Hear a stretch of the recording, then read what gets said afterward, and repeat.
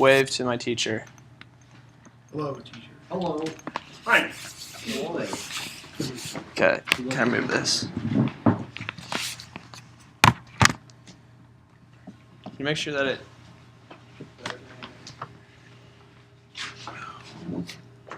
Yeah, perfect.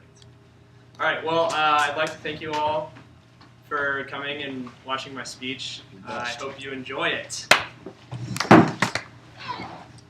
It's November 11th, 2010. As a senior in high school, you have just signed your national letter of intent to swim in college. Everyone congratulates you, celebration is in order, and many people are envious of the unique college experience you are about to embark on. But what these people don't know is the commitment and dedication this lifestyle will entail the following year when you step onto campus. As soon as you dive into the pool on your first day of practice, you've just entered another universe that will define you throughout your collegiate life. Even wearing hats like this that say Big 12 athlete on it will define you as you take any step across campus. A lot of us who have played sports have always dreamed of taking it to the next level, and I got to do just that. As a college athlete at the University of Missouri, I got to experience the lifestyle that is being a Division I NCAA athlete. As we dive into the world of collegiate athletics, I will share with you an overview of the average lifestyle of a college athlete. So anyone who has played a sport knows that it takes dedication and hard work, and the average day in the life of a college swimmer is no exception to that. The rigorous training schedule involving college swimming and every other college sport sometimes comes as a shock to those who haven't done it. And most importantly, and most obviously, swimmers spend a lot of time in the water. Sometimes wearing goggles so much that you get a permanent scar right around your eyes, that I have. 4 times a week, there are 2-hour morning practices starting maybe 5 or 6 in the morning, and 6 times a week, there are afternoon practices that also go for 2 hours. Some might see this as crazy, but for swimmers, it's something that you kind of need. The practices really involve anything going from cardio work and swimming, abdominals, and dry land exercises like weights. And commitment to these practices is something that's necessary in a college lifestyle because essentially you're being paid to be there. A really good quote that best exemplifies this is Frank Lehigh of the Notre Dame football. He says, "You're not to miss a practice unless your parents died or you died."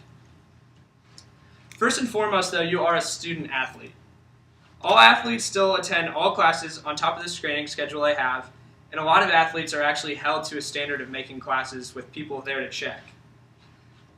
Most athletes are required to go to a certain amount of study hall each week in order to keep your grades up.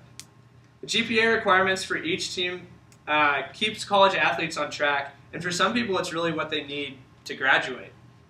In fact, the NCAA has just recently reported that 82% of student athletes will graduate with a degree from college in 4 years.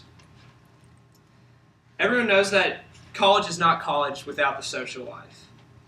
But as a college athlete, you have to make those things balance. You have to make sure you're staying on track with your school and athletics before you do anything social. As a college athlete, you're a big representative of the university, so you have to also be always mindful of what you're doing. Many athletes, especially swimmers, have to compromise their social life because of this. This could include staying in on a Friday night to sleep before a big meet, or even things more extreme like only getting a week for a winter break because you have to go back and go to a training camp.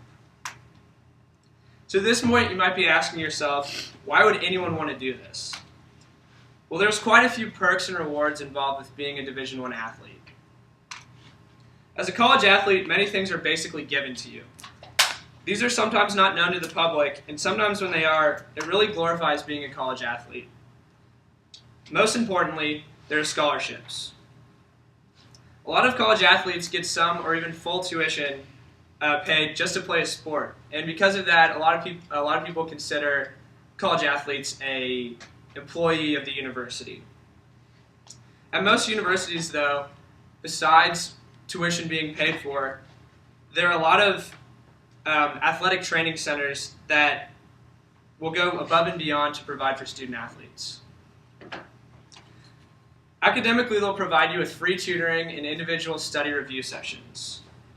The most appealing to young men like me, though, is the athletic training table, which is also known as the athletic dining hall. Steak dinners, protein shakes, and all the Gatorade you can handle is really given to you at any point. I actually got this last year, which in stores this would cost me up to $50, and I got it for free just for asking. So that's a pretty cool thing that's unique to college athletes. And one thing that's very overlooked a lot of times is you get to meet a lot of athletes from all over the country who someday could become famous, but most of them, will go on to join the workforce just like any other person. And these are college athletes who generate $10.6 billion a year in revenue from their various sports. I'd say that helps out their universities a lot. So after a brief insight of the world of collegiate athletics through my own experience, I hope you have a better understanding of the hard work, dedication, and rewards being a college athlete involves. Past the visual rewards and intense training, though, every college athlete will tell you the biggest reward in their lifestyle is the self-satisfaction you get after you've won a race, scored a touchdown, or hit a home run. Although it's a crazy lifestyle, many people do not realize the deeper meaning to calling yourself a student athlete. Thank you.